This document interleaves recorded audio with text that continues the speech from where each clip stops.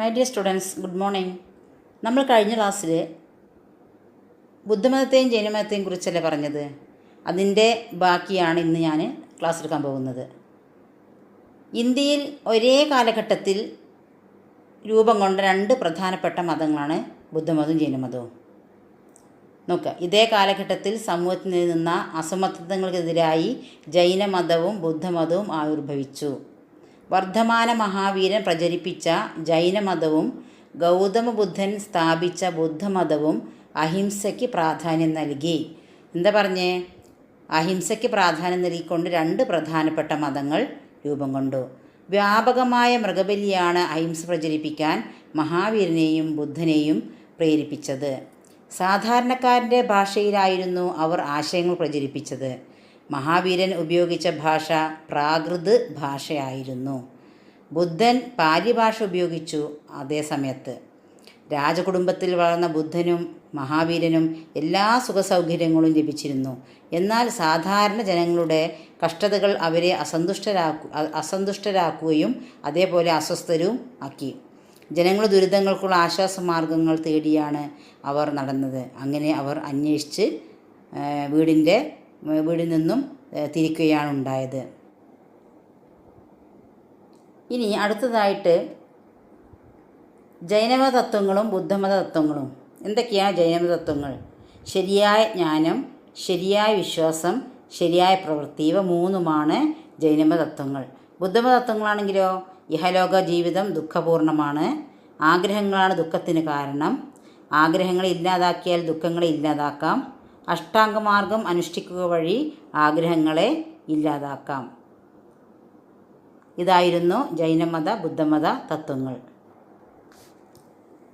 നിങ്ങൾ ഒരു ചിത്രം കണ്ടോ? ദേശീയ മുദ്രയുടെ ചിത്രമാണ്. എന്താണ് ചിത്രം നിങ്ങൾക്ക് മനസ്സിലായത്? ഇത് നമ്മുടെ ദേശീയ മുദ്രയാണ്. അശോക ചക്രവർത്തി സാരാനാഥിൽ സ്ഥാപിച്ച സ്തംഭത്തിൽ നിന്നാണ് ഈ മുദ്ര എടുത്തിട്ടുള്ളത്. അതിലുള്ള അശോക ചക്രമാണ് നമ്മുടെ ദേശീയ പതാകയുടെ മധ്യത്തിൽ കാണുന്നത്. ദേശീയ പതാക എല്ലാവരും കണ്ടിട്ടില്ലേ? അതിൻ്റെ മധ്യത്തിൽ കാണുന്നത് ഈ ഒരു ദേശീയ മുദ്രയാണ്. മഗധ കേന്ദ്രമാക്കി വളർന്നു വന്ന മൗര്യ സാമ്രാജ്യത്തിലെ പ്രധാന രാജാവായിരുന്നു അശോകൻ.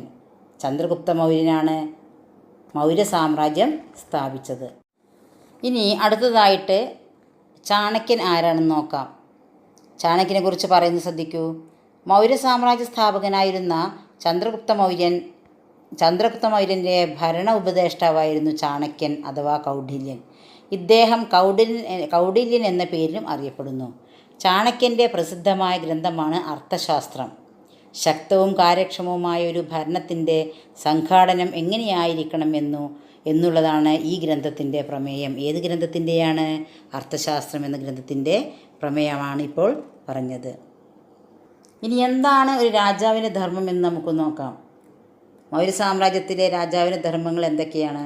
രാജ്യത്തിൻ്റെ വിവിധ വിഭാഗം ജനങ്ങൾ തമ്മിൽ ഐക്യമുണ്ടായാലേ രാജ്യത്ത് സമാധാനമുണ്ടാകൂ.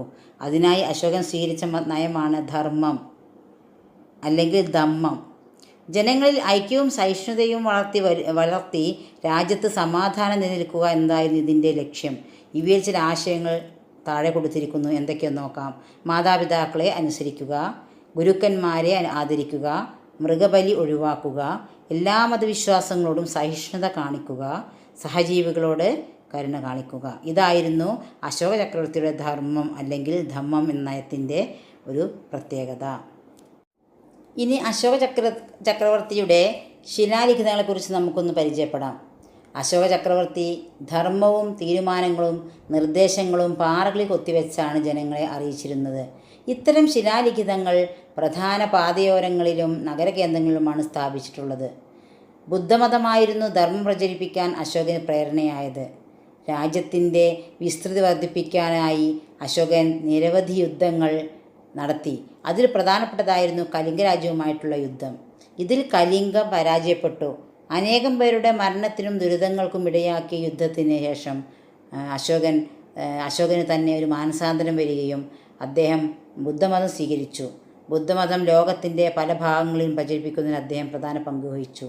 യുദ്ധത്തോടു കൂടി അദ്ദേഹത്തിൻ്റെ ജീവിതത്തിൽ വന്ന മാറ്റമെന്ന് പറയുന്നത് അദ്ദേഹം ആ യുദ്ധ അങ്കണത്തിൽ വെച്ച് തന്നെ ഒരു പ്രതിജ്ഞ എടുത്തു. ഇനി മേലിൽ ഞാൻ യുദ്ധം ചെയ്യുകയില്ല എന്നൊരു പ്രതിജ്ഞയാണ് എടുത്തത്.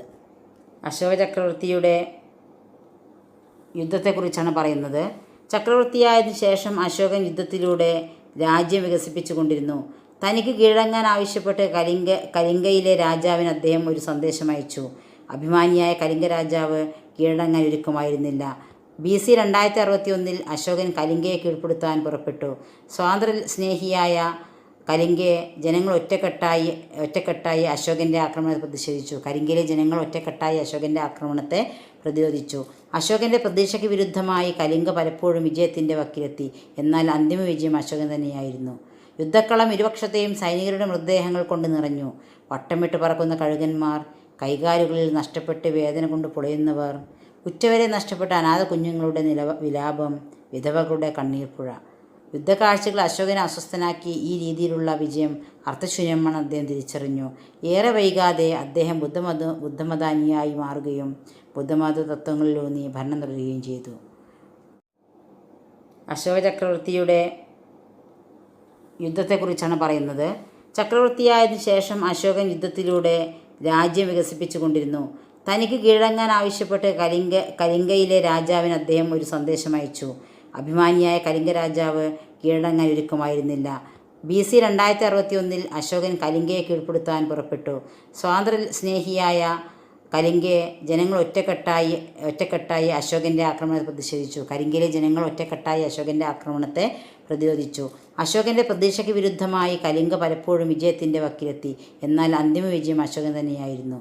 യുദ്ധക്കളം ഇരുപക്ഷത്തെയും സൈനികരുടെ മൃതദേഹങ്ങൾ കൊണ്ട് നിറഞ്ഞു. വട്ടമിട്ട് പറക്കുന്ന കഴുകന്മാർ, കൈകാലുകളിൽ നഷ്ടപ്പെട്ട് വേദന കൊണ്ട് പുളയുന്നവർ, ഉറ്റവരെ നഷ്ടപ്പെട്ട അനാഥ കുഞ്ഞുങ്ങളുടെ വിലാപം, വിധവകളുടെ കണ്ണീർപ്പുഴ. യുദ്ധക്കാഴ്ചകൾ അശോകനെ അസ്വസ്ഥനാക്കി. ഈ രീതിയിലുള്ള വിജയം അർത്ഥശൂന്യമാണെന്ന് അദ്ദേഹം തിരിച്ചറിഞ്ഞു. ഏറെ വൈകാതെ അദ്ദേഹം ബുദ്ധമതാനിയായി മാറുകയും ബുദ്ധമത തത്വങ്ങളിലൂന്നി ഭരണം തുടരുകയും ചെയ്തു. അപ്പോൾ ഇത്രയും ഭാഗങ്ങൾ നിങ്ങൾക്ക് മനസ്സിലായി എന്ന് വിചാരിക്കുന്നു. നമുക്ക് അടുത്ത ക്ലാസ്സിൽ പുതിയ ടോപ്പിക്കുമായി വരാം. ഇന്നത്തോടെ നമ്മൾ ക്ലാസ് വൈൻഡപ്പ് ചെയ്യല്ലേ? ഓക്കെ, ക്ലാസ് ഇന്ന് നിർത്താൻ പോവാണ്. എല്ലാവർക്കും അസ്സലാമു അലൈക്കും.